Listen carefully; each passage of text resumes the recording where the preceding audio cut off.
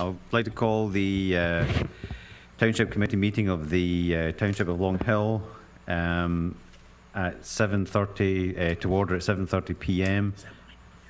7:34 p.m. on November 8th, 2017. If everyone could rise and join me in the Pledge of Allegiance.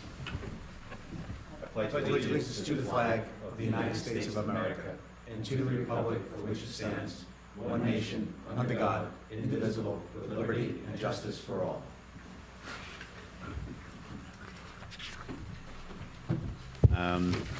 I'd just like to begin by congratulating Matt and Cornell, who can't be here tonight, on their resounding victories. Congratulations. Thank you. Shall I call the roll, sir? Please. Committeeman Dorsey? Here. Committeeman Maringolo? Here. Committeeman Pasurcia? Present. Deputy Mayor? Present. The consent agenda. If we begin, anybody have any comments or want any of the resolutions pulled? Okay. This is not the way we used to do it when I was here. Things have gotten a lot better. Oh, gee. Okay. You want to go back? You want to move? Yeah, well, let's move forward and we'll do it after that. All right, I'll move 17-285 through 17-294 as stated in the agenda. Second. Committeeman Dorsey? Yes. Committeeman Maringolo? Yes. Committeeman Pasurcia? Yes. Deputy Mayor Ray? Yes. Okay, now we go to the liaison reports. Bruce? Let me start with the schools. I've had some inquiries from Township Committee members about data from the schools, and I've been invited to go to the school board, the K-8 school board meeting on the 13th, so I'll be attending that meeting. Essentially, and I've got some data to share with everybody, probably at the next meeting. Some of it came in today, regarding enrollment, budgets, and cost per pupils from both K-8 and the high school. Essentially, the K-8 district, their maximum enrollment ever was 1,025 roughly. The state recognizes the buildings to be 1,200 to 1,300 capacities. That would probably be tight if they ever got to that point, but the current enrollment is around 850, 860, with a slight uptick over the last 2 years. So they hit their low point 2 years ago, and now it's up a few students. But clearly, 850 or 60 to 1025 is a large delta. The high school, their enrollment is approximately 2,060, and the maximum they've had in there is 2,200 or something like that, and their building is rated at 2,500. So they've got some capacity, and they believe that next year their enrollment will be going down below that 2,000 mark into the 19 and change level. So it's possible that they could continue to see that decline until the K-8 district moves up where they're increasing. And from a cost perspective, if you break down the taxes that you get, roughly 62% of your tax bill is dedicated towards school funding. About 25% goes to the municipality. I want to say about 12% goes to the county. And then there is a couple percentage points to the library tax and the open space tax, of which there's a county and a municipal one. And that's how the taxes are broken down. So the major portion of the bill, 62%, is dedicated to the school systems. And they really have no ability for revenue. So essentially, it's taxpayer funded, those facilities. And I'll share that data once I've got it all put together so that we all have it. Additionally, I went to the New Jersey League of Municipalities meeting. That is a legislative committee meeting that we go to 4 times a year. Guy and I both go, and we represent Long Hill in upcoming legislation that has been proposed by different legislators, and we basically opine on the legislation as how it might affect our municipality. There was all kinds of things being proposed, everything from legalizing marijuana to sprinklering multi-story buildings to you name it. You had an interesting comment at that meeting regarding marijuana. I did. There was a CNN report that had come out that day, and it basically said that regular use of marijuana demonstrated some interesting findings. So I would encourage people to Google regular use of marijuana on the CNN site. But it was interesting, and there's always legislation being proposed. And that's it. Thank you. Thanks, Bruce. These are the favorite words ever coming out of my mouth for my fellow committeemen. I'm going to be brief. Yeah, we've heard that before. That's right. I was actually scolded by a resident who said they can't hear me. First Aid Squad had 51 calls in October. That's a little lower than the yearly average of about 60 per month. So that, again, equates typically, as in years past, about 2 a day. So I would say anytime you see a First Aid Squad member, say thank you to them, because they're on call 24/7 for you, and they do a phenomenal job. And that is it. Wow, you were brief. Thanks, Guy. Matt? Just from the DPW, there is no more mulch. They sold out, so don't call or don't go down there looking for it. They're out, and see you in the spring. Thanks, Matt. I guess I have 2 updates from the police department. One is that you may notice that all of our officers are looking more hirsute these days. It's not because they're trying to disguise themselves after another beating by from the fire department in football. It's for a very good cause. It's No Shave November, so they're already growing out quite good beards. So that's one thing. The other is that there's last week a drug drop-off box was installed at PD.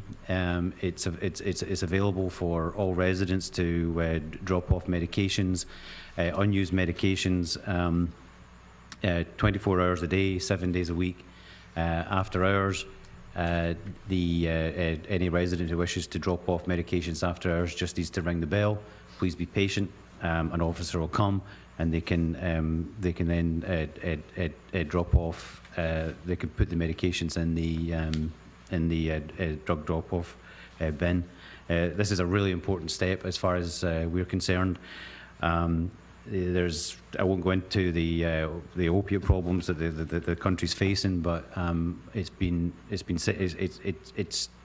certainly a fact that most of the medications, most people seem to start based on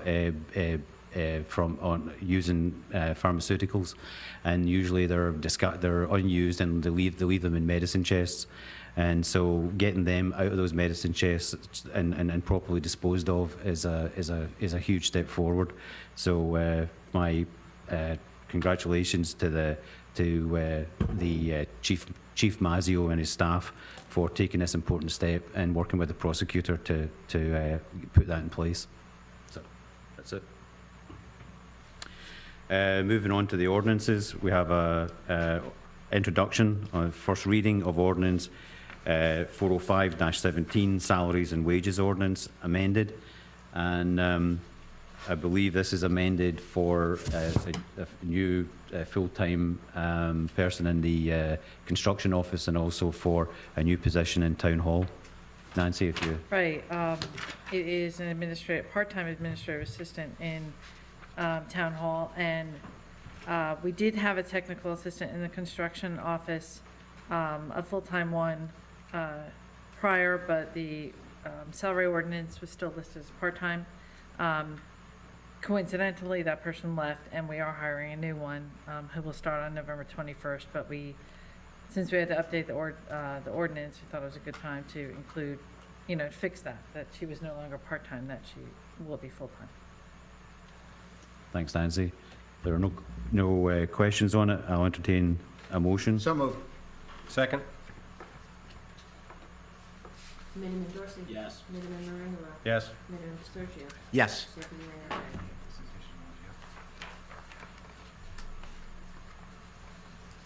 Yes. Yes. Sorry. So, Okay, they're moving on now to resolutions. No, There's- discussion. there's a discussion. Discussion. Oh, we're doing that before? Page Okay. 8. Oh, who's gonna do it? Who's doing it? Oh, no, he's gonna The do two add-ons. Who's gonna do the two add-on resolutions? The two add-on the resolutions from the, Oh, before, okay. okay, so two add-on resolutions. The first is Resolution 17-295, and that's authorizing the transfer of funds. Nancy, I don't know if you want to comment on this? Yeah, this is something that is typically done towards the end of the year. When you budget, you can't anticipate all of the needs, all of the expenses, and some departments end up needing more money than others. So we're moving from administrative salary and wages, group health insurance, general liability insurance, and fleet maintenance, to zoning salary and wages, legal services, aid to volunteer fire companies, sewer system O&E, and assessment of taxes O&E, a total of $58,000. So we're moving from $58,000 from the first ones to $58,000 to the second departments that I just mentioned. And they're for various things. As I said, we did not anticipate paying a part-time zoning person to fill in for someone. We had to use our planner for that. We didn't anticipate as much of legal services as we had. The volunteer fire company needed some additional money to wash their turnout gear. The sewer system we'll talk about in a few minutes, and then the engineer underestimated the amount to do tax maps. So it's a total of $58,000. Thanks, Nancy. Do you have a motion? Motion for Resolution 17-295? Second. Committeeman Dorsey? Yes. Committeeman Maringallo? Yes. Committeeman Searchio? Yes. Deputy Mayor Quinn. Yes. So, The second resolution is 17-296. It's a personal services contract authorizing professional professional services. Yeah. Authorizing professional services contract not to exceed $80,000 with Kleinfelder in connection with engineering and planning of the sewer system improvement. Nancy, if you'd like Oh, you to. want me to talk about that? Okay. As I had said at the last meeting, one of the first steps we needed to do if the sewer referendum did not pass was to spend probably close to $100,000 on a capacity assurance report. The DEP letter said that we needed to take action by November 13th, and that is Monday. This is the first step.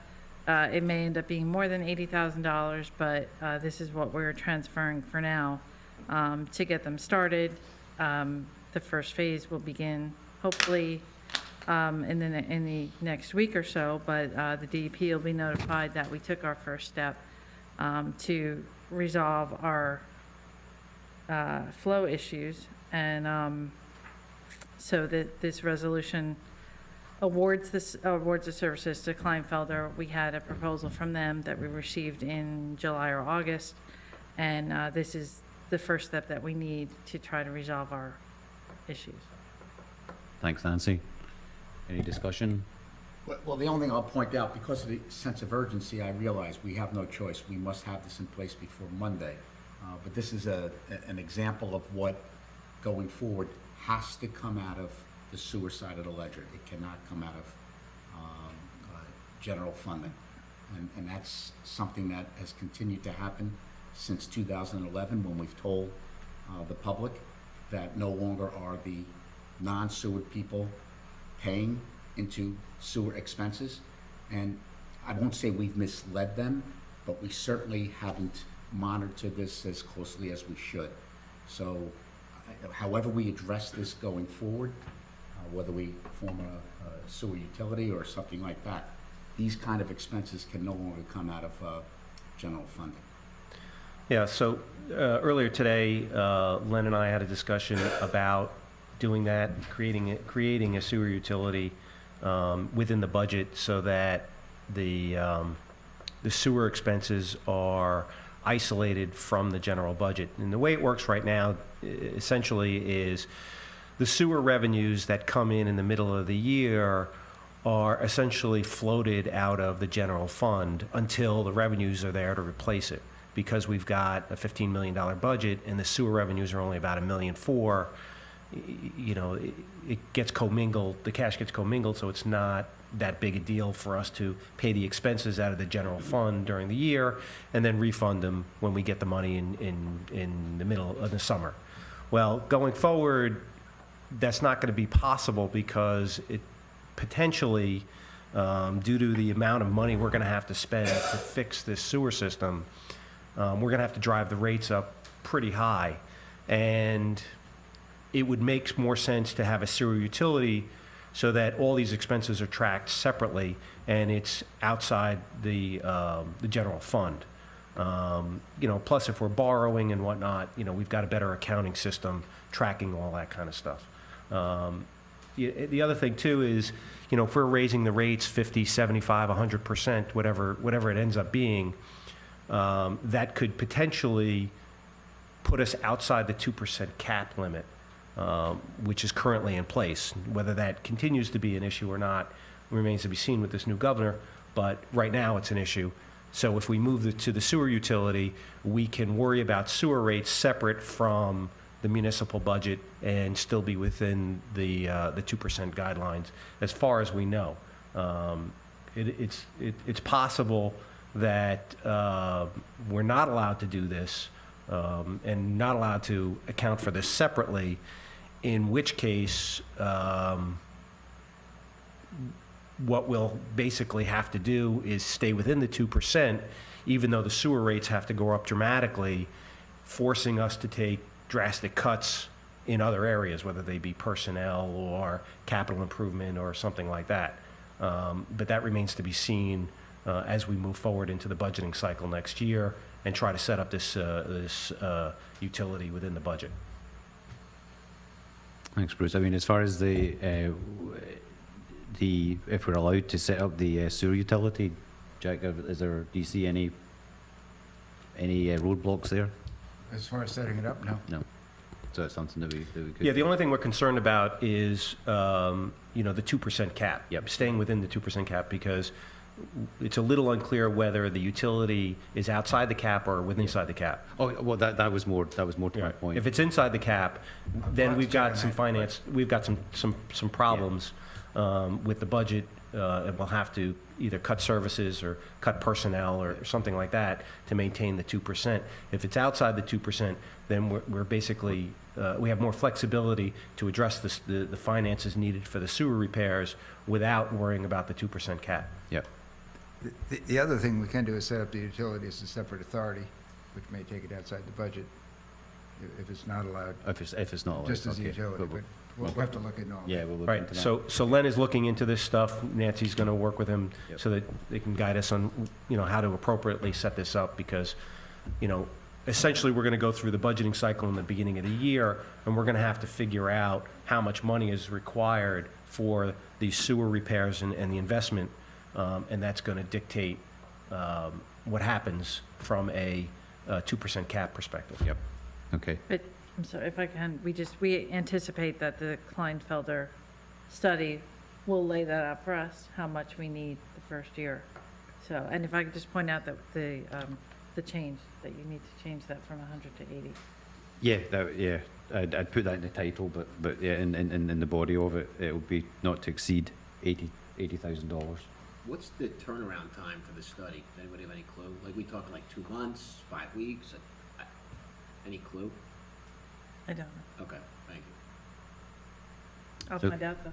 All right. I need So- to know now. So if we no further discussion, I'll entertain a motion for 17-296. I'll move Resolution 17-296 with the amended number 1 to 80,000, to reflect $80,000. Second. Committeeman Dorsey? Yes. Committeeman Langelo? Yes. Committeeman Consortia? Not to belabor the point, I'm only voting yes because we need 4 votes, and frankly, I have no choice because of the urgency of the DEP meeting. But this one is actually the professional services. The money's already been Right. appropriated. So this is just to enter into the contract with Kleinfelder. Deputy Mayor Ryan? Yes.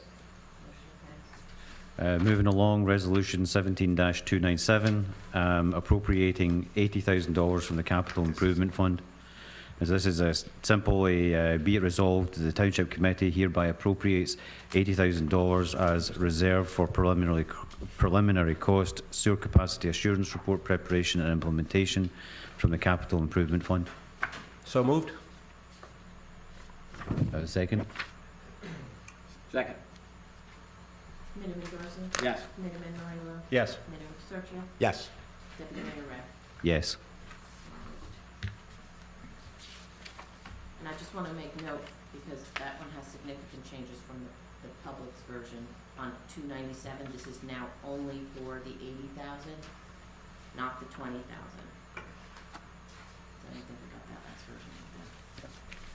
Thanks, Debbie. Now move forward to the discussion or action items, and the only one we have is discussion of the Oaks Road paving. And I believe this is going to be a short discussion. It was recommended by the Traffic Advisory Committee that the road be paved. There was a question as to whether we actually could pave it. That question has since been resolved. Correct. Within the 20-foot, Within the Right away. right away we can. And in talking to Paul Ferreira, the township engineer, if we want to make use of the grant monies that we've been awarded, then we have to pave the entire road.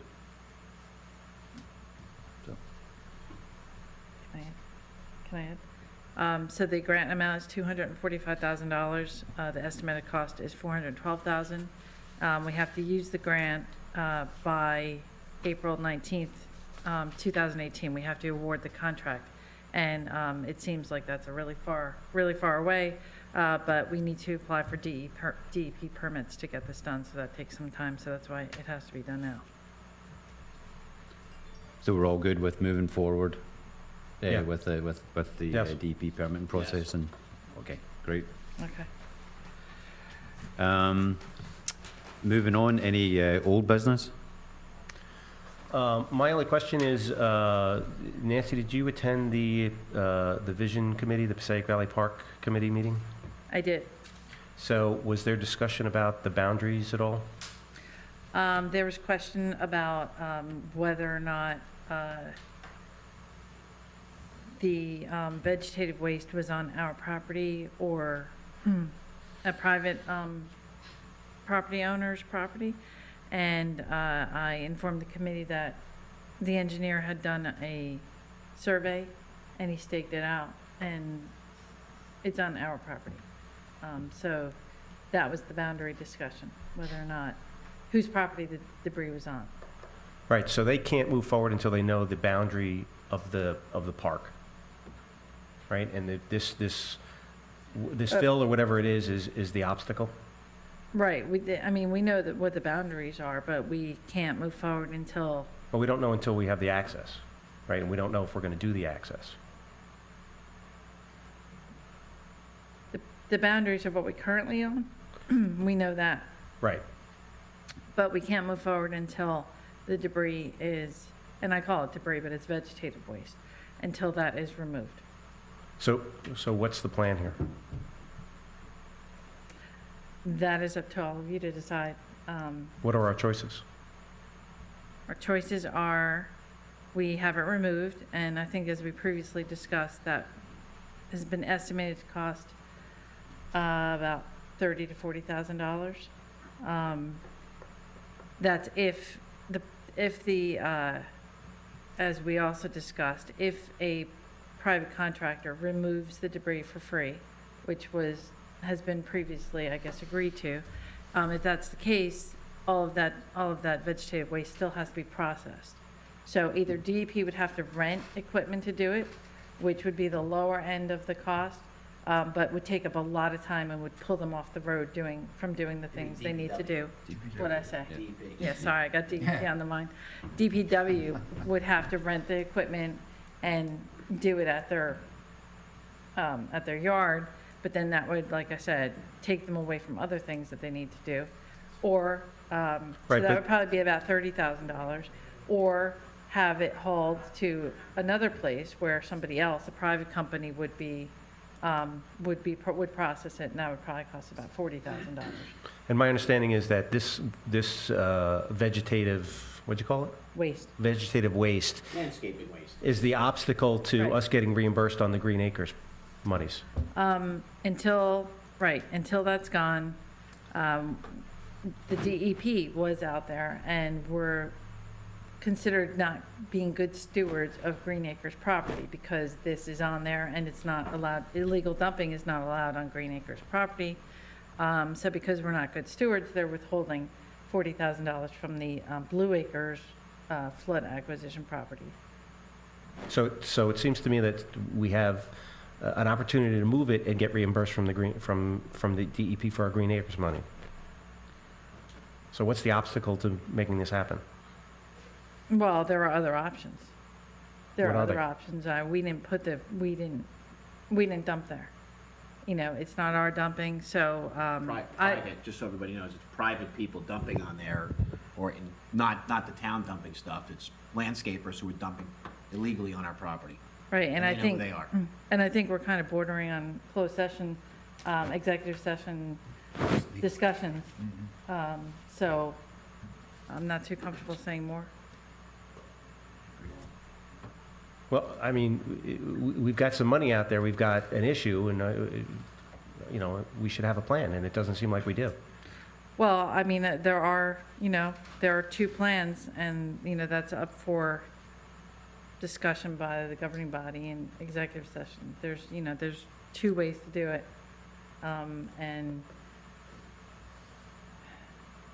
that's all I'm gonna say. That's all I can say. Well, I don't know, this Green Acre stuff, we're being held hostage. We're going to meet with the DEP next week at the league convention. It would certainly seem like we should know what we're going to do so that we can get reimbursed. And it doesn't seem like we're addressing the issue. It seems like we're just letting it lie. No, I don't think that's true. The governing body has taken some preliminary action to try and get it resolved. The argument that we have for the DEP next week is it's not really reasonable for them to withhold something from a completely separate project because we are not good stewards. We had no control over illegal dumping on our property. So the real argument is that it's not reasonable for them to withhold the $40,000 for the Blue Acres. Okay, and if they continue to say, doesn't matter, we're still going to withhold it, what's our plan? Well, again, we're back to the conversation that has to take place in executive session. Jack, this is a exec. I concur, we're in negotiations. All right, then I think we need to move back into executive session so that we can find out what the plan is and get this done. Because I don't think we should meet with the DEP if we don't know what we're planning to do On this particular issue. on this particular issue, yeah. Okay, I mean, we can go back into exec. Yeah. Yeah. It's fine. I mean, we'll finish off here and go back into exec after the meeting. Sure. Okay. Okay. Okay.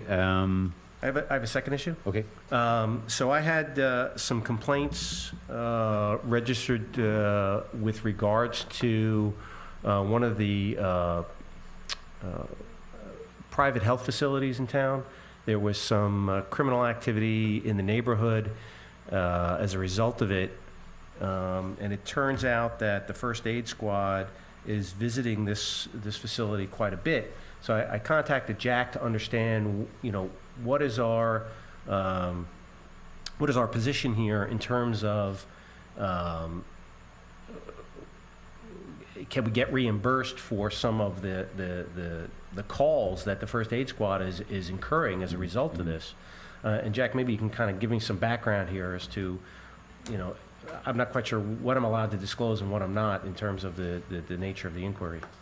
Well, I think we can discuss our options, that Berners Township has an ordinance that requires facilities with more than 10 patients, as I recall, to provide for their own ambulance service for non-emergency situations. And emergency is fairly narrowly defined, and Bruce did reach out to Ed English to find out the nature of the calls that they made, which... Yeah, and it seems like they get about 3.5 calls per month to this place. And some of them are just essentially taxi rides, for lack of a better term. Yeah, yeah. They're non-emergency, but we're not, the taxpayers is paying for that, Right. that taxi ride from a commercial establishment. So it seemed to me that, we there's should do something something right. about this. And Ed seemed to indicate there are actually 2 facilities, or Bob, I mean, it's in Berners. Right, there's two facilities in Okay. town that have this issue. Yeah. And so, is there an ordinance that's what you're proposing, that we'd have something similar to Bernard's? Yeah, it would seem that, if we have the ability to get reimbursed for some of these non-emergency situations, we should go after Yeah. that. Yeah, that ordinance actually requires them to provide those services themselves. Then they can call the rescue squad for emergency situations. Okay. But not, as Bruce said, for a limo or taxi service. Yeah, sure.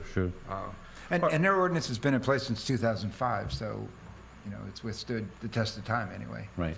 So perhaps we could circulate that Sure. and Yep. maybe have it on a future agenda Yep. and get some input from the first aid squad as to some of the detail on this, so we have the background. Yep, I'll Yeah. add it to my list. Okay, thank you. Yeah, thanks, Bruce.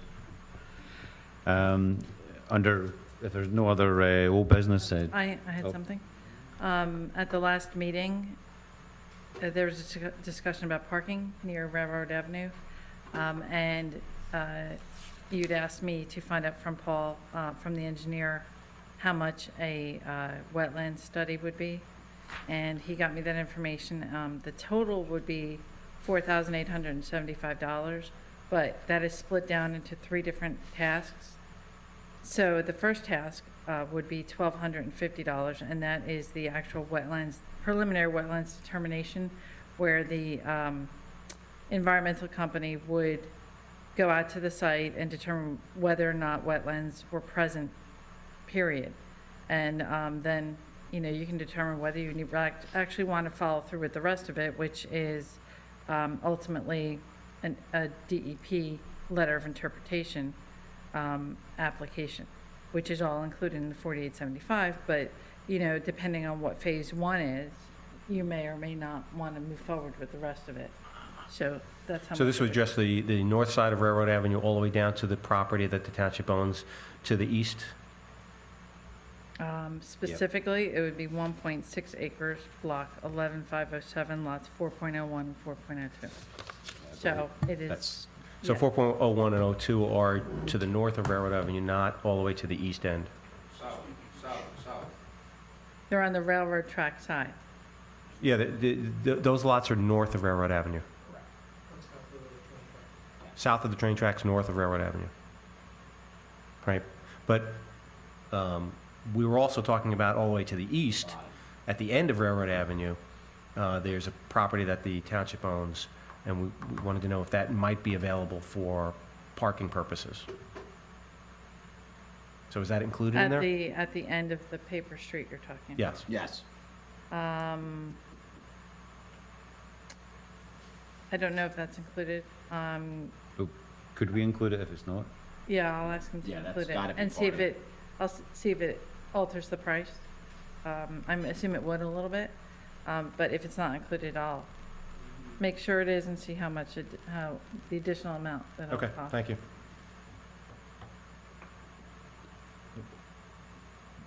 Again, Brendan's favorite words, I will be brief. Jack, we talked about this, and maybe you could work with Nancy. It's been brought to our attention several times, the knoll, the parking there. Yes. On both sides of the street. Ever since it was built, there was a sign there that said parking one side. The police correctly, you and I have discussed this. Yes. Said that's not enforceable because the township owns the streets. It presents a safety hazard because if two cars are on either side, fire truck can't get down there, an ambulance can't. So perhaps Nancy, you can work with Jack, and reach out. I'll give you the contact information for the president and vice president of the homeowners association, and maybe we can craft some language to make it an ordinance to do what is already in place, they think, but it's not, because it's not enforceable. The current ordinance applies Title 39 to private property, but since the township has accepted the dedication of the streets in the knoll, they're now public streets, so we have to move those regulations from the private property traffic regulation section just to the general traffic ordinance. So, I mean, Nancy, I'll give you their contact information, because I forget which way. I don't know if it was supposed to be on the east side, the west side, which side, so. Okay. Well, we ought to get police input since they're now public streets. Okay, You know, what? same as we would for any traffic I'm ordinance. swimming out of my depth now. I'll let you guys handle it. I think I was copying those emails. Yes, I think you are. Yeah. Okay, you were brief. So if there's no more new business, the extension of the initial payment date, the lease of real property with Verizon. We do. Yeah. We previously awarded a lease to Verizon to place an antenna on the JCP&L poles, which is in the townships, on township property within an easement, and they were going to put their ground facility, within the easement. It turns out that property is on our Rossi. So it seems to be a perennial problem. So they've asked, the initial proposal was that they make the first payment within 30 days. They asked that that be extended to 90 in light of the circumstances. I think rather than going through and amending everything, if we just state on the record that it's okay with the township committee to extend that. It's a minor change. Nothing else changes the rent, the other terms and conditions. I'm okay with it. I'm okay with that. Yes. Yep. Yeah, thank you. Yeah, we're As good. I said, I just wanted something in the record, so. And moving on to the announcements, there are very, very brief announcements tonight. One is in the agenda, there's free rabies shot clinic at the Bernards Township Public Works Garage on November 11th from 10 a.m. until noon.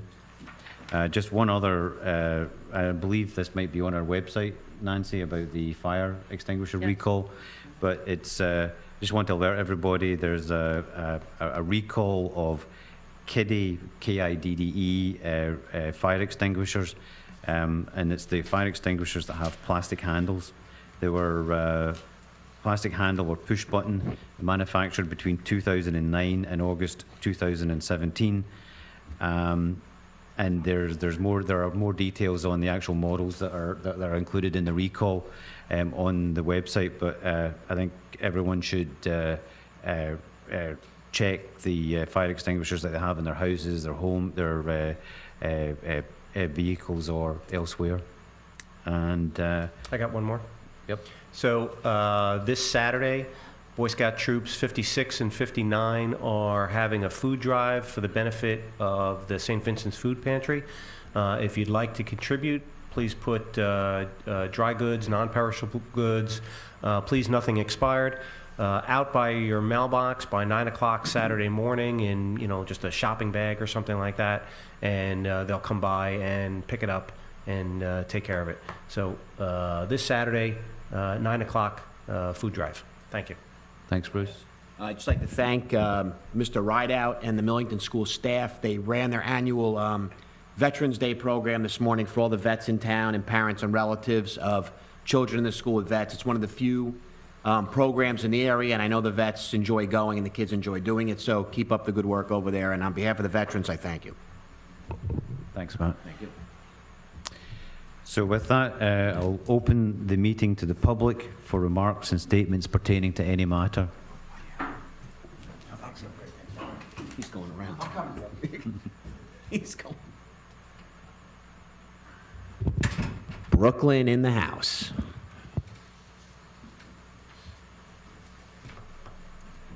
Good evening. My name is Joe Ferrandino. I live at 623 Chestnut Street in Sterling, New Jersey. I don't know, I don't come here very readily, but I heard some disturbing numbers about this new graveyard that's been put across the street from your family store. I want to know who dictated that we should spend, how much? I think like $31,000. $31,000. There you go. We're $14 million in debt, and we got nothing better to do with $31,000 than to put that there. Now, I don't know who the Cooper family is, but I'm sure they've done some monumental stuff in Long Hill Township, because they've just earned themselves $31,000 from 1700 to 2017. I don't understand what's going on. I really don't. Me, thank God I have the option to pack my valise and move the hell out of here. But I'll tell you what, not as a threat, only as a service to the people of this town, this nonsense keeps up, I will definitely run for every one of your jobs. Thank you very much. Thank you, Joe. Thanks, Joe.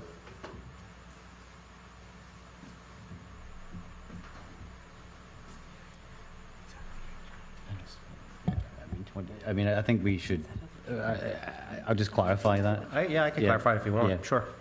So the Historic Preservation Committee recommended putting those monuments there and setting that up. This committee reviewed a number of different sites. It's a historical site. It's designed to talk about the history of Long Hill. The Coopers were one of the first families to locate here in Long Hill. Those monuments were previously at our library, and when the old library building was sold, those headstones were moved down to DPW, and they wanted to create a place that people could understand a little bit of the founding families of Long Hill. The $31,000 that paid for it comes out of the Historic Preservation Trust. That money cannot be used for paying down our debt. It's been dedicated to historic preservation projects. That's all it can be used for, and this qualifies. Thanks, Bruce. Gino Massetti, Sterling, New Jersey. Matt, congratulations on your reelection. Oh, thank you, sir. The elephant in the room is the sewer sale. I was against the sale, and I'm not dancing and gloating about it, but just a couple things. First and foremost, American Water put a lot of energy in promoting their position on that. They had door hangers. They were doing a mass Facebook advertising. They had officials at the train station on Monday night handing out flyers. Their brochure was on the website. A number of people in opposition handed out flyers. Now, last election when Bruce and Brendan were up, by this much, one of you wouldn't be sitting here. And right after that, I know Brendan did, you said we need to listen to the people. We need to listen to the people. Well, if that vote isn't a scream from the people, I don't know what is. We were outnumbered in our promotion drastically, phenomenally. To put it lightly, our efforts were like pissing in the ocean. Nothing to what? Excuse me? That's one thing. I didn't talk to Joe before he came here, but I brought my ledger, and it's interesting. I have a column right when I put money in, and I have a column when I take money out, and I can't take any more money out than I put in. Maybe the 31,000 isn't a lot of money for the township, but every little bit is important. On the first reading of the salaries, you had somebody part-time. Last time I saw a part-time person, a couple months later, it was promoted to full-time, which meant benefits and other things that cost money. I just believe that the town committee needs to be more careful on their spending. We have a turf field over here that we couldn't afford unless they did some creative financing with another organization out of town. We've got a piece of property across the street that we purchased that we can't afford to do anything with. Well, I'm going to interrupt you right there. I want to be very clear. This committee, since I've been on it 8 years, has averaged 1.5% per year budget increase. By way of comparison, the 05, 06, 07 Township Committee and the former mayor of this Township Committee in 2006 proposed a bare bones, her words, bare bones budget increase of what effectively was 17% 1 year. So frankly, I don't need a lecture on being frugal. 1.5% for 8 years, this committee. And New Jersey Magazine ranks Long Hill Township continually since I've been on this committee in the top 20. And the reason is for the fiscal prudence that is led from this committee. So please do not lecture me. All right, point taken. But we're in a lot of millions of dollars in debt still. So, I mean, why do we buy that property if we're in debt for $14 million? Is that part of the 14 million, by the way? No, it is not. It comes out of the open space fund. It's open space. Which was passed by referendum of the people in this township. So, we did some creative financing to get that property turfed, okay? Is there any other kind of creative work that we can do to get the affordable housing done without having to put 15 for 100? Can we just get the 15 and the 30 without having all the other 85%? Is there some kind of creative, is there money out there from the feds or the state or the county or donors or organizations that can help offset the money that builders wouldn't get if they didn't build the more expensive housing in conjunction with the affordable? Is there anything like that out there? Has it been looked into? So you're asking us to build another Lounsbury Meadow? I'm asking to look into whether, rather than putting 100 houses to get 15, 100 units to get 15 to get 15. You know, if you're obligated by the state to have to put a certain amount of affordable housing in here, why don't we just put the affordable housing in and find out what kind of creative money is out there? I don't know if there is. I'm asking, has it been looked into? Is there money out there? Yeah, there's no money to build affordable housing for the municipality. The way that Lounsbury Meadow was built was builders who built in this town contributed to a fund, and then we took that money and then built Lounsbury Meadow with it. That fund doesn't exist anymore. There's no money in it, right? So we would basically have to borrow all the money to build another Lounsbury Meadow to meet the 15 that you're looking for. There's no grant money anywhere? There's no housing HUD, nothing like that out there? I'm sure there's some nickels and dimes, but not the amount of money it would take to build a number of affordable housing units. We'd have to buy the land, build the units. And then we couldn't, And nobody was paying property taxes on it then either. Yeah. yeah, it requires the town, as I understand it, to buy the property and float the money, and then you need to find not-for-profit money to come in there and actually do it. Is it doable? I guess it is, but it's going to take it would take a long time, and I think we've heard that solution being proffered before, and perhaps it's something to consider for the next round, which we're going to have to come into for the fourth round. But for where we are right now, we are under the gun, and we are under a specific time frame in which we have to start to at least show that we're moving towards meeting our obligations.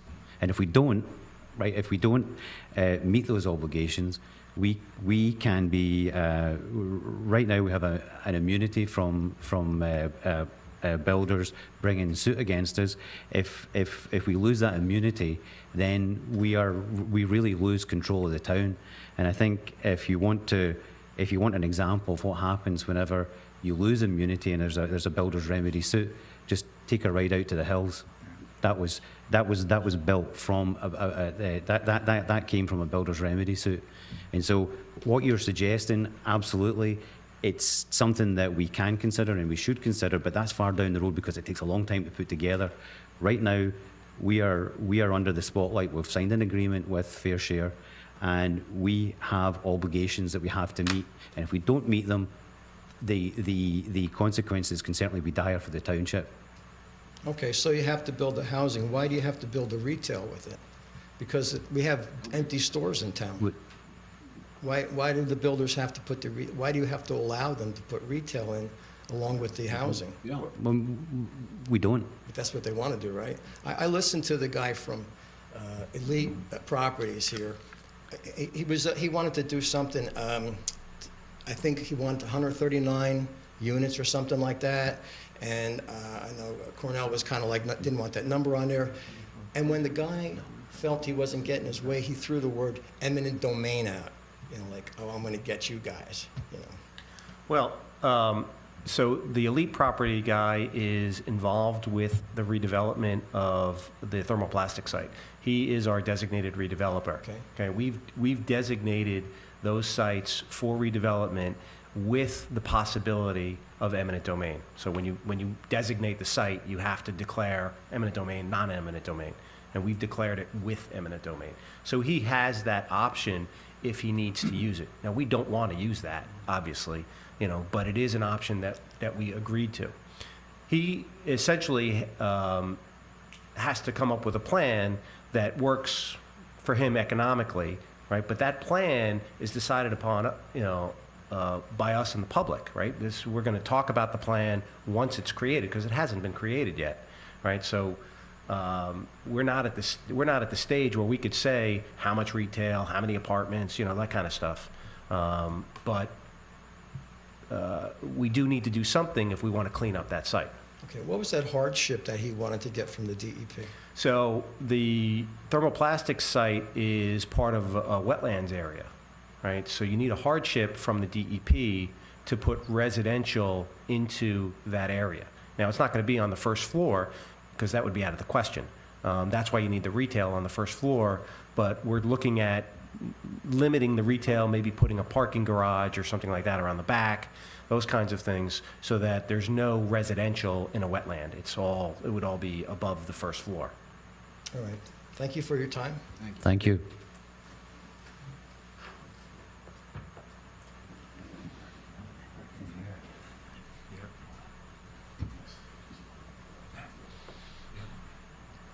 Olga Argunova, Myersville. Can you spell your last name for me, please? Argunova. First, congratulations to Matt for your second or third term for being re-elected. Obviously, I was against selling sewer. I talked to many people, and I make one page. I would like to read to you. It's my and people whom I talk with, the thoughts, why we were against, and what we asking committee to do. Long Hill Township. Long Hill is a township that resident loves for its rural and low-density character. Additionally, we accept the burden of high taxes in exchange for privilege of living in a scenic and a rural area next to the Great Swamp. We residents were concerned that selling our treatment plant to a private company will change this character by encouraging more development made possible by increased plant capacity. In addition, a for-profit company will have increased to serve large developments that are adjustment to existing lines, while avoiding the expense of extending service to outlying areas like, for example, Myersville Road. Perhaps it's time to make this a priority. Although we understand our obligation to provide 58 affordable units, we would prefer limiting this to 1 or 2 dedicated locations rather than burden our school system and infrastructure with a large mixed income project. We don't want our taxes to be increased because 200 units will have 50, 100 kids or so on. It will be all, kids will go to school and our taxes will go up. In the decision to make to keep our plant, wouldn't it make sense to bring up to the requested standard without significantly expanding capacity? This would not only minimize the burden on taxpayers, but also limit future development. Additionally, if we still find it necessary to sell the improved plant in the future, it might sell for figures that it would be much closer to adjust to assessed value. The reason our sewer plan is non-compliant is because it was ignored while squandering the taxpayers' money on many projects. I don't like artificial turf on a soccer field. I think that our town hall is oversized. I would like to ask the committee and the additional parking spot that we were talking today. I think we also can put this to wait. We lived without this additional parking spot and we were perfectly okay. I believe that right now the priority is a long time abandoned sewer plant and this 58 units affordable housing. I think it's where we would like Township Committee to spend all the effort and put everything else behind. Like when we have the houses, we decide, okay, house need a lot of stuff, but we're asking to do something that is more important. And the final my question, do we qualify for state or federal grant that would help us improve our sewer plan? Thank you for your time. Olga, first of all, I think one page, I think you write very small. You packed a lot into that page. Thank you.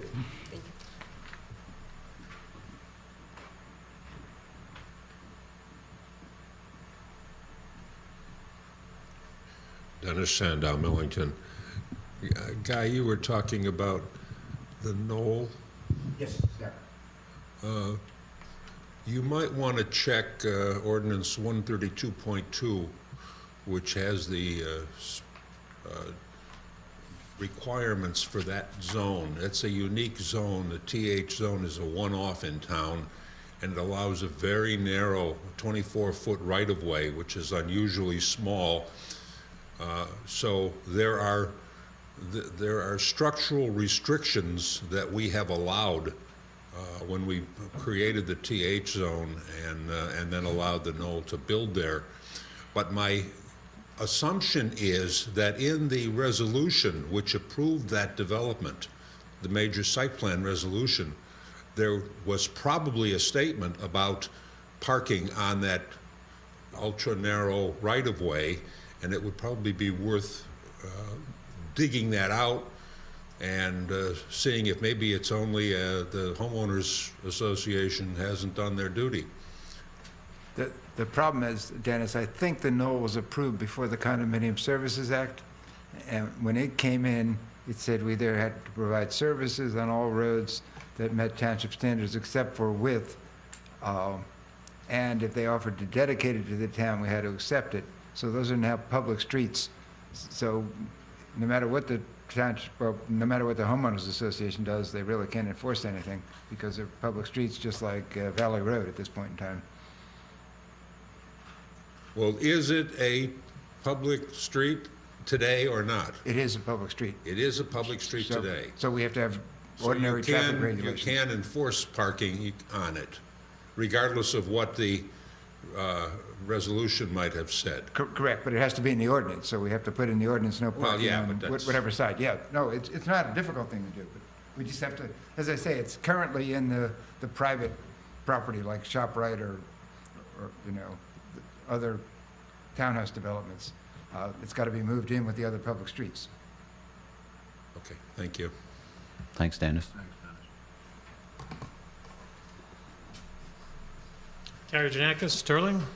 Congratulations, Matt. Thank you, I Gary. thought Cornell was going to be here. I want to congratulate him as well. So if he's hearing this, congratulations. With the enforceable parking, I'm trying to understand on Railroad Avenue, you guys were talking about, it's a public street, but it's not enforceable, the parking regulation, or it is enforceable? No, we're talking about the Knoll. They're two That different was, things. yeah, but earlier in the meeting, the discussion was about Railroad Avenue and the parking along Railroad Avenue, and whether or not parking on one side was enforceable or not enforceable.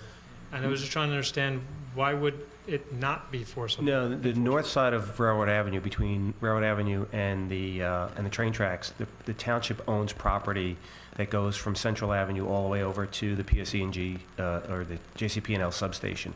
So one of the options is to utilize the township-owned property to widen Railroad Avenue or potentially put parking spaces along that area. Additionally, at the end of Railroad Avenue, all the way to the east, furthest away from Central Avenue, the township owns property. Another option would be to put a parking lot down there. And then, people could park and walk down to Central Avenue to go to the shops or whatever they're doing. So what we're trying to understand is where the wetland boundaries are and how we could best utilize some of the township-owned property. And that's really what the discussion was. Okay, so no parking is enforceable? Yes. Okay, I guess I misheard. And then I also wanted to ask about you guys were discussing about the isolating money for the sewer system to pay for sewer system items. With the utility, yeah. With the utility.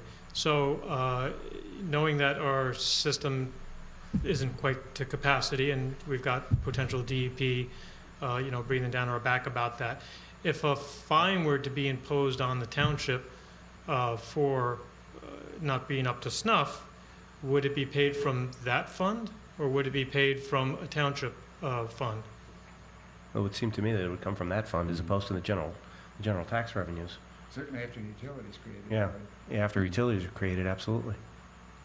Okay, so the reason you're creating this separate fund is because we didn't sell the plant and,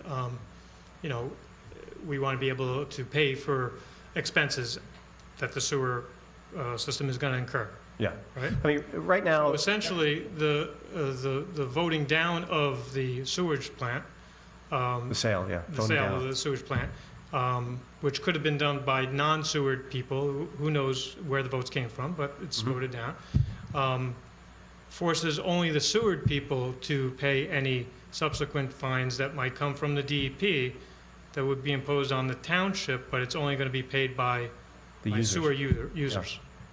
In theory, yes.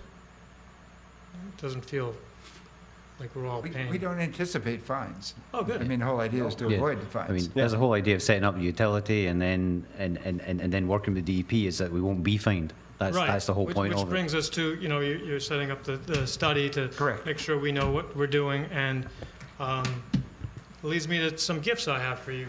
You and Cornell? Cornell just texted me, so. May I approach the bench? Yeah, sure. As long as you have gifts for the other members of the other three members. Depends on what's in there. Save that for the Boy Scouts. For Cornell, I had some yams for him, some cans here, ravioli. I've got cans for all of you. I can't eat this. You know my last name. I'm not eating Chef Boyardee. For haggis, but I couldn't find any. I got Okay. pork and beans, Pork and beans is probably just as good. corned beef hash. Right. I've got cans for everyone, as long as we can agree that we're not gonna be kicking this can down the road anymore. Oh, a little piece of theatrics. I like it. I Scouts like on that. Saturday. Yeah, okay. Well, that's great, yes, Right. I'm glad you brought that up, because I was gonna say, I'm taking the cans back. That's We're where it's gonna- going. And if anybody in the township wants to put cans out on Saturday morning by 9 o'clock, Troop 56, Troop 59 are gonna come around. Saturday at 9. And, I mean, and they won't kick them, right? They're going to pick them up. They're gonna pick them up, they're not kicking. Yeah. Okay. And neither are you guys anymore, right? Exactly. Oh, yeah. I mean, just to kind of address some of the comments that were made, you know, the vote came down 55-45, basically. 55 saying, no, don't sell the sewer system. We want you to fix it. Okay, we got that. So now we're trying to fix it. Well, how are we going to fix it? Well, we're going to have to invest a lot of money to do it. So we're going to try to create, you know, this utility within the budget so that all the funds are accounted for separately. You know, but you know, we're either going to have to raise the rates, we're going to have to finance it through bonding, which is going to affect the rates. You know, but the point is that regardless of whether one affordable housing unit gets built or not, we still have to fix this system. You know, this past rain, you know, we're rated at like 0.9 million gallons or something like that. We went like 4 million gallons of water. So we're essentially bypassing some of the systems in that sewer plant when we have high water events. Well, quite frankly, the DEP doesn't like that, and you know, we're not putting the cleanest water into the river, right? That's a problem. So the sewer system has to be fixed. You know, as Guy mentioned, past township committees, they kick the can. We haven't been. Now, it's a drop in the bucket that, you know, what we need. It's, you know, but based on the vote, we have to do it. I'm glad that something's going to get done. Oh, no, no choice. Yeah. That's You know, good. but when you get your sewer bill next summer, Don't complain to us. don't complain. Well, that's always only going to be the sewer people getting the sewer bill. The sewer people Yes. get the sewer bills, yes. And they're the only ones who might pay, if a fine were to come, Right. would pay a fine. But we're not talking about fines here. I mean, that's this resolution for the 80,000 for the capacity assurance plan, that's the first step, That's just a plan. right? That's the first step in the plan. Right, no, I right? get that. The engineers come in, they say, you know, you got 10 items to do, you know, do the first 3, you know, this year, do the next 3 next year, and that's really what the plan is going to be. Okay. And Gary, nobody's more tired of talking about the sewer system than me, or the wastewater system. But to be fair, this committee invested $4.5 million in the sewer system a couple of years back. That's the first committee that put any money into the system for, I don't know. I mean, there might have been a couple of pump stations back in 08, 09. To be fair to George Vitarera, George had commissioned, along with the Township Committee, the Omni report, which came up with the 3 famous plans we've talked about ad nauseum, the $4 million, the $8 million, the $16 million. We voted on the $8 million plan back in 2010, I believe. It passed 3-2, but as you know, you need 4 votes to bond, so it failed. So, and before that, I think the committee before that was 05, 06, 07. There was no money invested in the plant, and I didn't go back further than that. And as far as the cans, I thought that was well played, buddy. It was pretty funny. But I got some green beans for you, but, you know, if we're going to give them to the Yeah. scouts. On Saturday, but by 9 o'clock, residents should get their don't worry, bags out there. But to be fair, you know, it's easy to make decisions when you have no choice, as Matt pointed out. There are no more cans. This is a fire hydrant now, and we will act because we have no choice. That's great. Thanks, Gary. Thanks. Thank you, Gary. And thank Gary, you guys thank for you. your time. Thank you. Thank you, buddy, and well done. Good race. Oh, okay. Good race.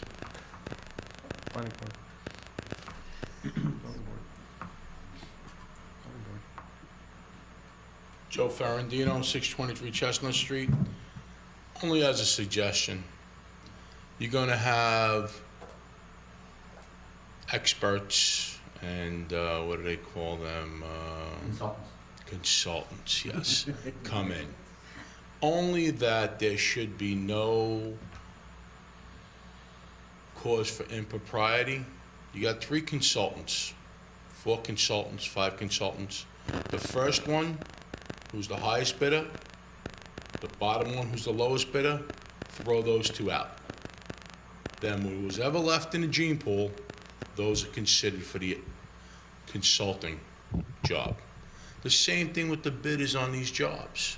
Your highest bidder and your lowest bidder, throw them out. We'd love But, to do that. Joe, we wish Well, we could. again, We can't. here's the whole, you can't? No, do it. no. Who the says law, you can't? The law. The law? law What says about you we take- the people that pay the law? Well, Oh, wait. you have to speak louder. Yeah, well, I'm We- sorry we to would get love to do emotional, that. But right now, anybody who's done any time in business knows that the right thing to do is to stay away from the lowest bidder.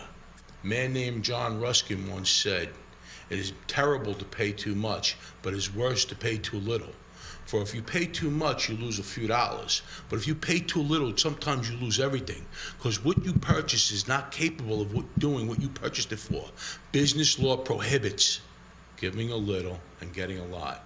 So by the time you weigh the money you save with the lowest bidder, you'll have the money to go for the person who could do the job." Yeah. That's What's how- to live by, Joe? I'm not going to yell at Yeah. anybody. I'm sorry. I have emotion. I apologize, I yelled before too. It's well said, but I got thick State of New skin. I'm Jersey. from New York. But if you're gonna yell, I want you to yell at Jack. So Jack, should I yell at first, 'cause Jack? he's an attorney, and it's his doesn't wanna yell at profession. me. It's his profession that's. No. that causes No, the- no, No, it's the state it's legislature. the legislators. Well, again, Well. and here's the thing. The state's legislator, the governor, whoever makes these rules, if they're wrong, I would think it's incumbent upon you to seek out the right thing. You know, somebody told me once time, managers do what's right, leaders do the right thing. I leave you with that. Good night. Thanks, Joe. Thank you.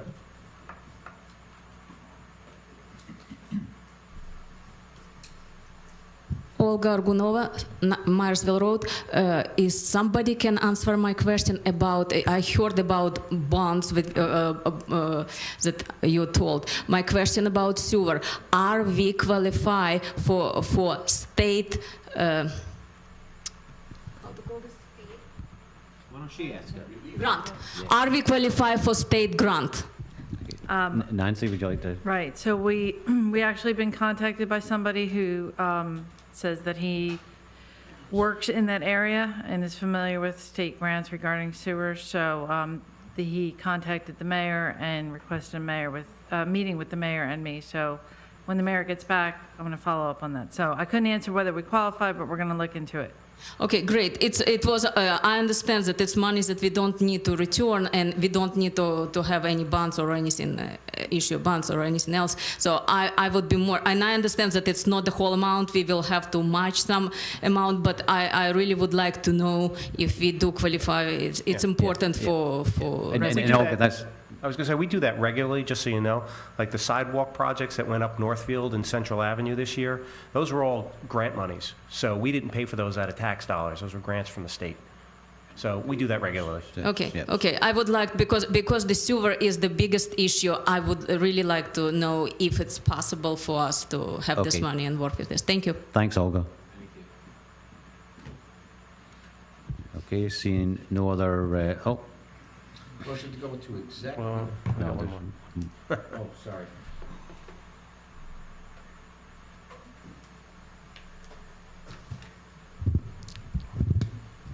Kathy O'Leary, Millington. Congratulations, Matt. So,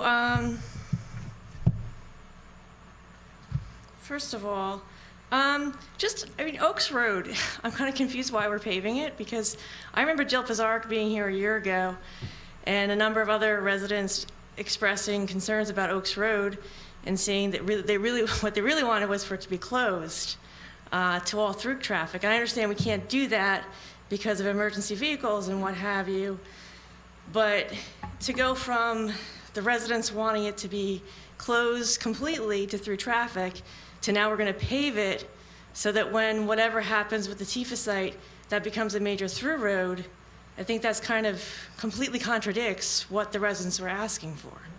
I think, Gary, please, we need to, we have protocols that we follow. First of all, the residents did come, you're correct, and they expressed their opinions about that road. We then put together a traffic advisory committee to look at not only Oaks Road, but several other roads where residents have problems with. We held a hearing here in the, a public hearing here in the courtroom, probably in the early part of the year following that Township Committee meeting. All the residents came, we debated it, on the Traffic Advisory Committee, myself and Guy Pacercia are on that. We debated the residents' concerns, and it was decided, it was a recommendation from that advisory committee, not only ourselves but police and also citizens, and we decided that we wouldn't close it, and actually in fact we would pave it, and the paving that we discussed tonight, there's a drainage problem with that road. And so if we're going to, in order to do the drainage, we need to pave it.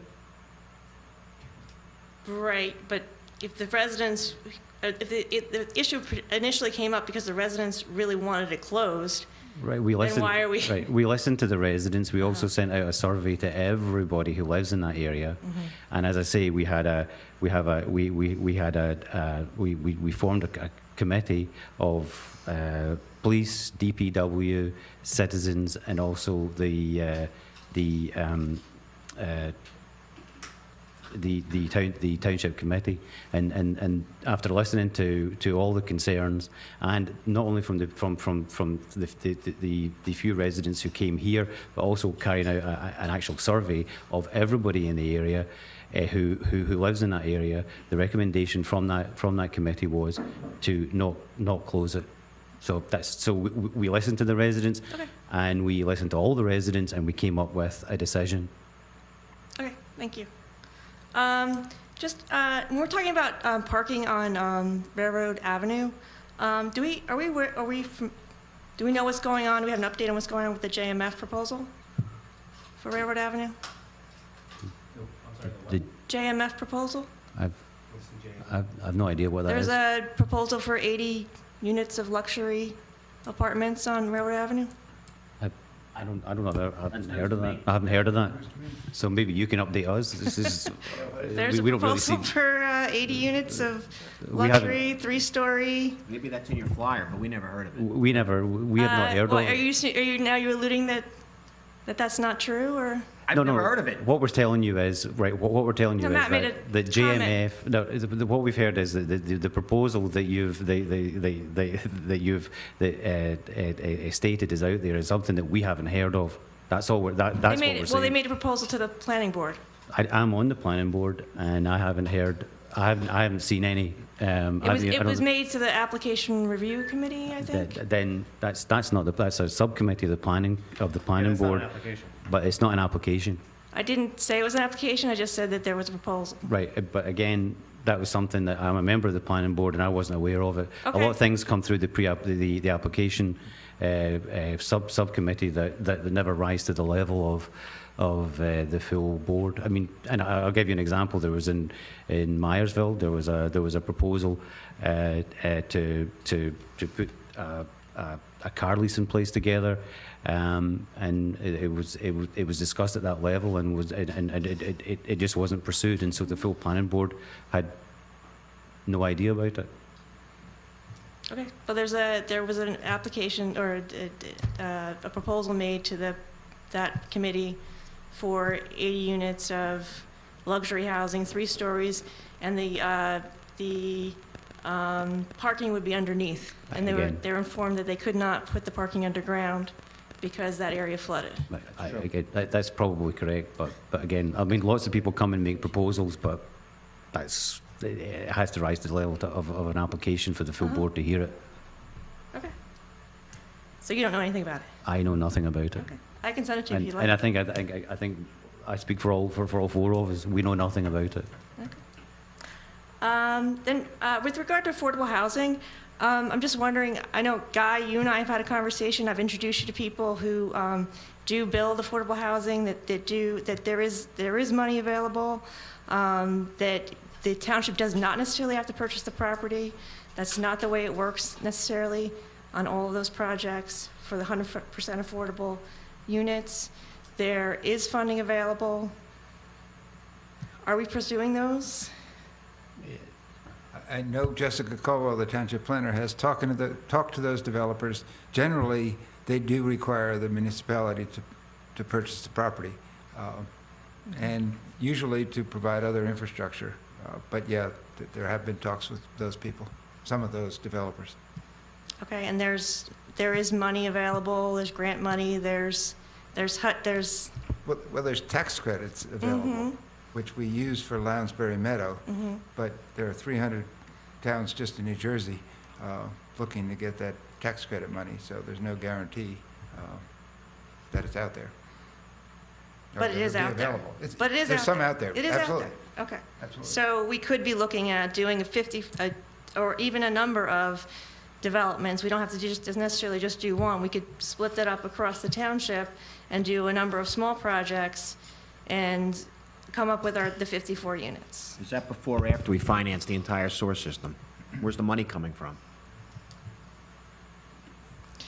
Well, when I bring people, when the residents do bring ideas to the committee, and for a year I've been talking about this exact issue, and I'm still talking about this exact issue, and I actually did bring an individual who lives in town to 2 members of the committee to talk about this specific thing, and I'm wondering if anybody's followed up with it. You know, Okay. I think I had a conversation with the individual. He doesn't live too far away from me. It's in Yes, Millington. I that's think right. we're talking about the same person. And we talked about it, and part of certainly his he certainly said that it would require the town to front some of that, or to buy the properties and so float the money. And then the other part of it, at the end of it, as the conversation progressed, he said, yeah, this is probably something that you can't do in the short term, because it really does. There's a lot of competition for these resources. It takes time to put together, and it's certainly not something for the situation that's facing the town at the moment. For future rounds, because of the time that it takes, it's certainly something that we should and could consider, and that's certainly something that we would. But it doesn't solve the problem that we have in front of us right now. As I said before, we have an agreement with Fair Share, and We have 8 years on. No, we get 8 years of immunity. We have 8 years on the agreement. Yeah, right, yeah, We have right. 8 years. We have 8 years to come up with the 54 units. We have 8 years to come up with the 54 units. We need to take the steps in order to Right. order to do it. So we And could that's take what- the and that's what we're So we doing. could take the steps to build 54 units as opposed to taking the steps to build 300 units. Correct? We don't have No, we Jack. don't have Perhaps you 7 could. years. We think we we'll don't make have some 7 things years. up here. And as I understand tax credits, it has to be a certain size development. I think you require a minimum of 30 units in order to get tax credits. And there just aren't that many developers out there that can satisfy the whole state. Plus, we're also faced with the potential of builders' remedy lawsuits that aren't going to wait for us to go around and try to come up with. If you sign, you've signed the agreement with Fair Share, which Right. makes us immune from builders' remedy lawsuits, correct? Not yet. For 8 years. No. Not yet. You have signed it. It just hasn't been, you haven't done your fairness hearing. You have Correct. signed it. That's correct. And the fairness hearing, I can tell you, there are going to be objectors at the fairness hearing. Developers. Okay. I'll follow up with the people I know, and we'll keep talking about this. Is there a reason why we're doing another study for the sewer? Yes, because your people voted it down, that's why. Plain and simple. We have the Omni study from 2010. We have the VNR study from 2017. Yeah. We have a number of flow studies. None of those would satisfy the DEP. Jack, if you'd like to. It's a capacity plan. assurance report. Assurance report. It's an action plan. It's not a study. We know what we have to do. This is the first step in implementing the plan. This is absolutely what we have to do. So we basically at the beginning of this year we said to all the residents in the town, we said we have a problem with our sewer system. It's going to cost a lot to fix. How do you want to do it? Right? Do you want a sale, or do you want to do it ourselves as a town? we didn't make that decision ourselves. We gave it to the residents, and we gave the residents as much information as we had to go ahead and make their decision. So yesterday, the decision was made that the residents wanted to finance the improvements to the sewer system themselves. And so what we're doing now, and tonight was the first step. We're putting the foundations in play here for a study to It's a plan. because we have to do it. DEP requires it. But Joe, if you want to, yeah, that's great. So what we're doing now is we're doing what we have to do to move forward with the rehabilitation that the residents want us to undertake. Why won't the Omni study work? If I could just clarify for 1 second, it's not a study. It's a capacity assurance plan, and the capacity assurance plan is the first document that the DEP wants to see. That's right. So that's what we have to create. And we didn't do anything, we had nothing to do with the capacity, the Omni study had to do with capacity and lifting the sewer ban, correct? I don't know exactly. But it's 7 years old, and this is an updated. And we have to do it. We're sitting down with DEP on Monday. Wednesday. And on Wednesday. And the DEP has told you need to do the study for $100,000. It's a plan. They didn't tell us how much. They told us The DEP has what told we you have you to have to do a plan with, Yes. for $100,000. Yes. Okay. So I just want to point out too that the turnout on yesterday was 52% of the township, which is I'm actually very proud of my fellow residents that many people showed up. I'm also really proud of my fellow residents that they spent an awful lot of time paying attention to something as uninteresting as our sewer system. And when I was running into people on Monday and even on Tuesday, they said they were reading everything and they were doing their own research online, and they were finding out things like what Olga's talking about in terms of the fact that there are grants available and there are other things that we can do with our plant, and similar to what we were talking about in terms of finding efficiencies, whether that is with the $200,000 a year that we pay for electricity or the $92,000 a year that we pay for sludge removal. I'm a little bit concerned that we're talking about raising our rates to the extent that we're talking about raising our rates, because, Guy, I know you've seen this, but these are the two charts that showed up when we started talking about selling our sewer plant.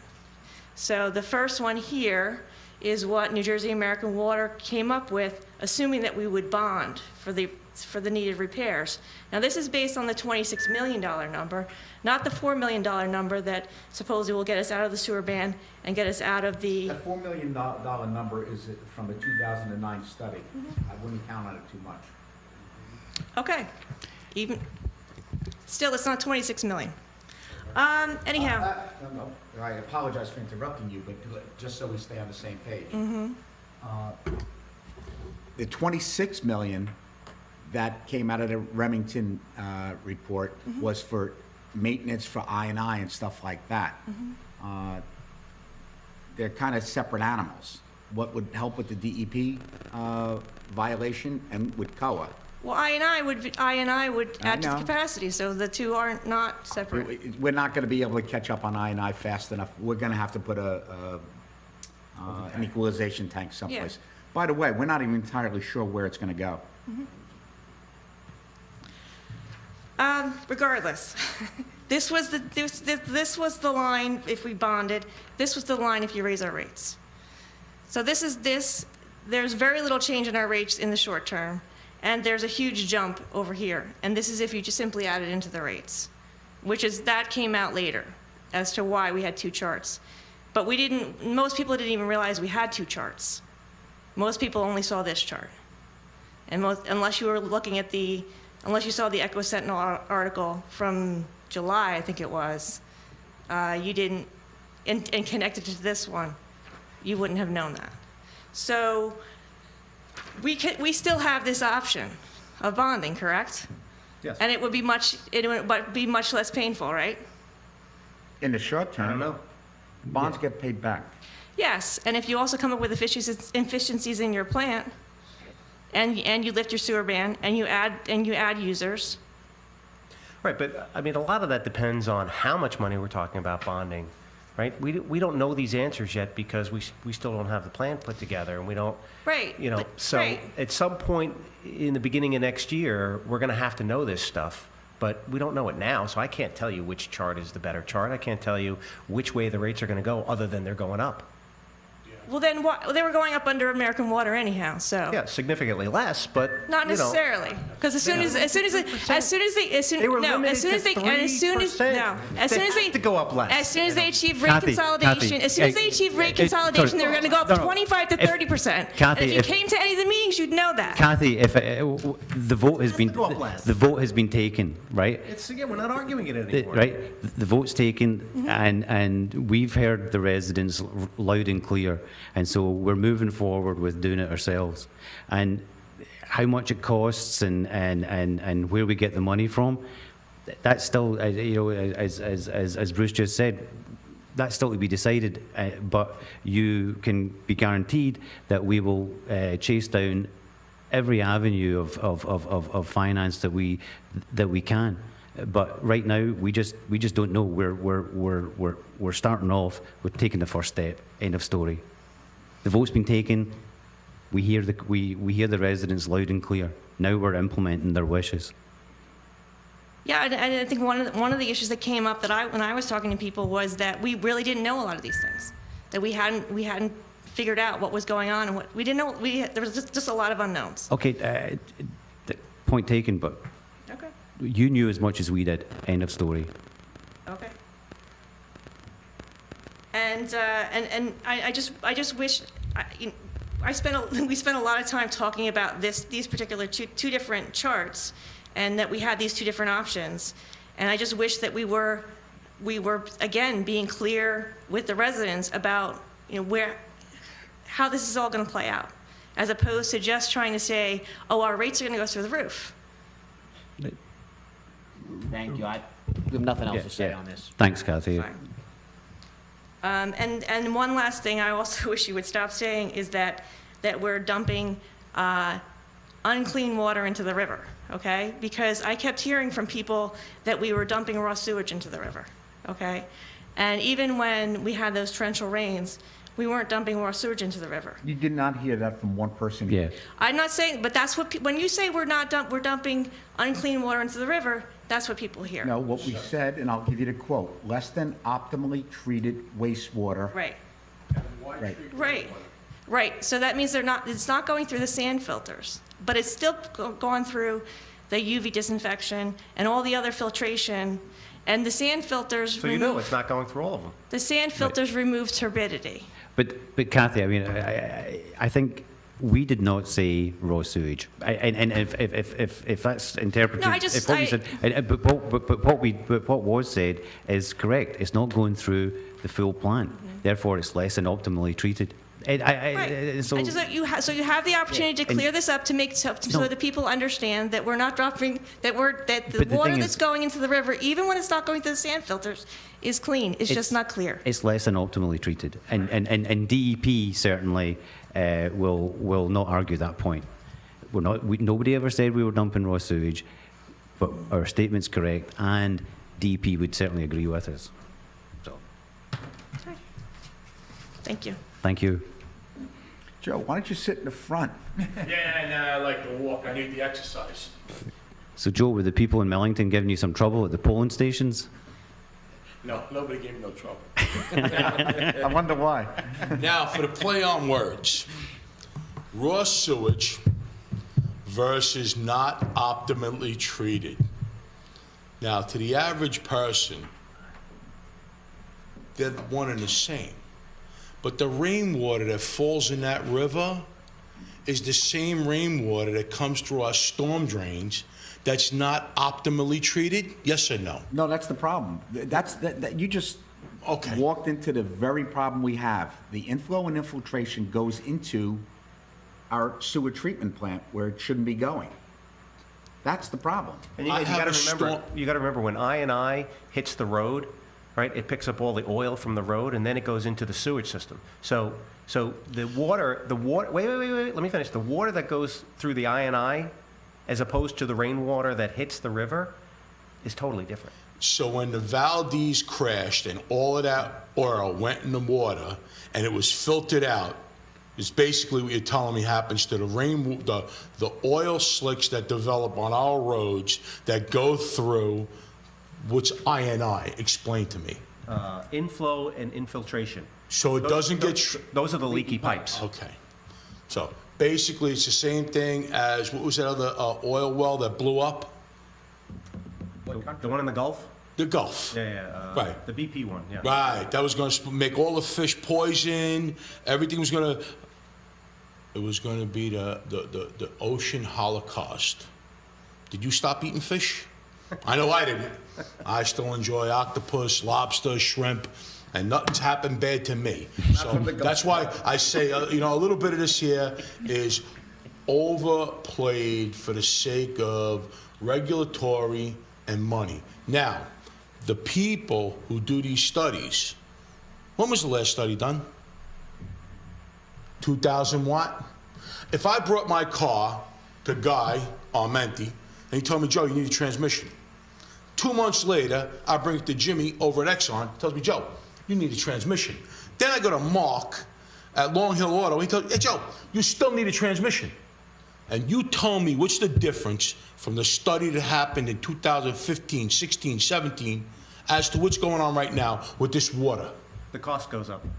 Yeah, but that's the whole thing. You're supposed to make sure it don't.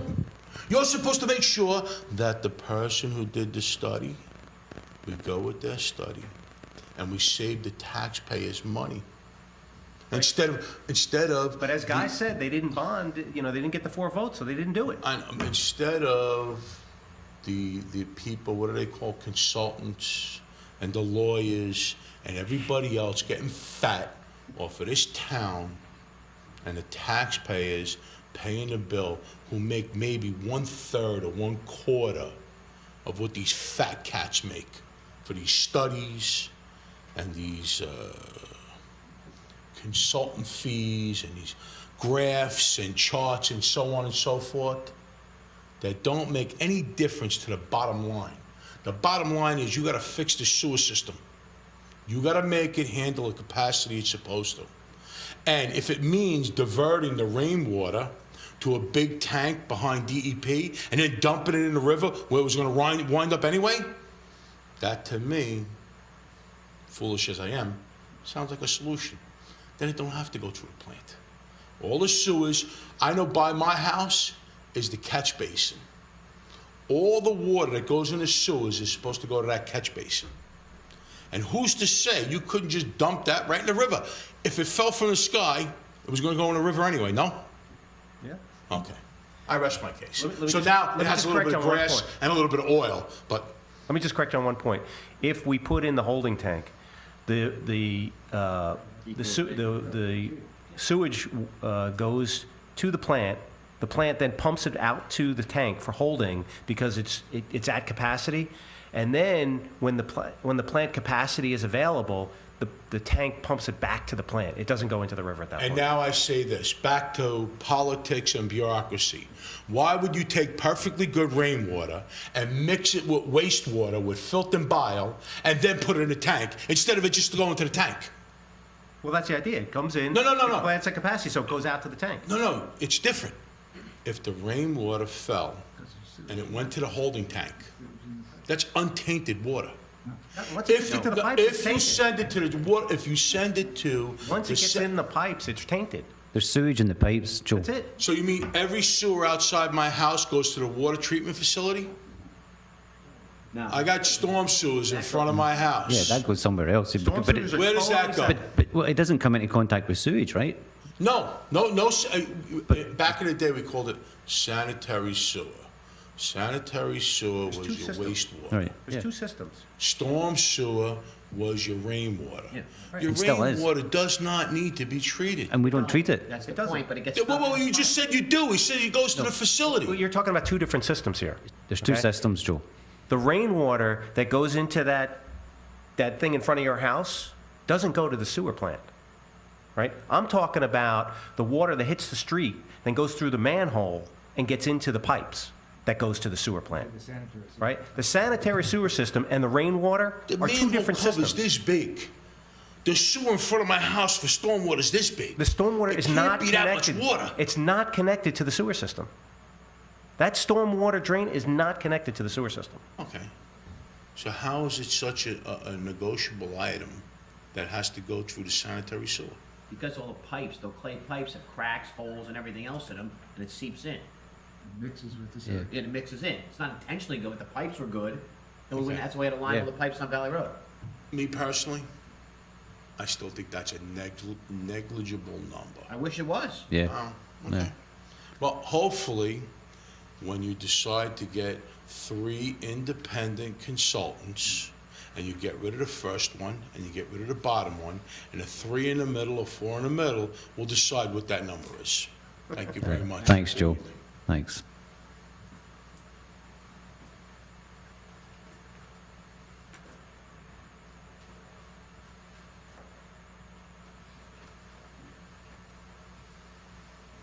Good evening, Pam Ogens, Millington.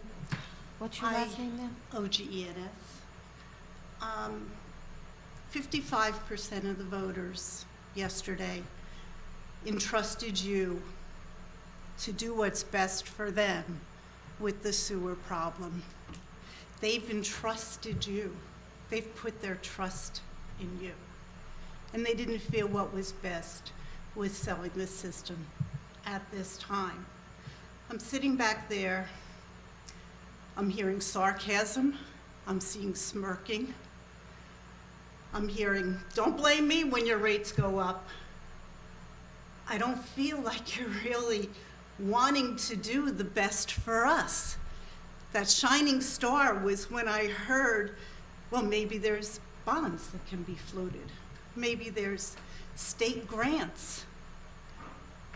That's what we're expecting of you, not the easy fix of, don't blame me when your rates go up. We know our rates are going up, but we're trusting you. We're trusting you to do what's best for us. Bury the hatchet. 45% said yes, that's the way to go. 55% said no. Let's move on. Let's do what's best for the residents of Long Hill, please. And drop the sarcasm and drop the animosity. It's not best for any of us. Thank you. Thanks. If there's no one else, I'll, a motion to go into exec, and we won't be coming back for any action. Yeah, No motion to action. go into exec, no further action expected. All in favor? Aye. Aye.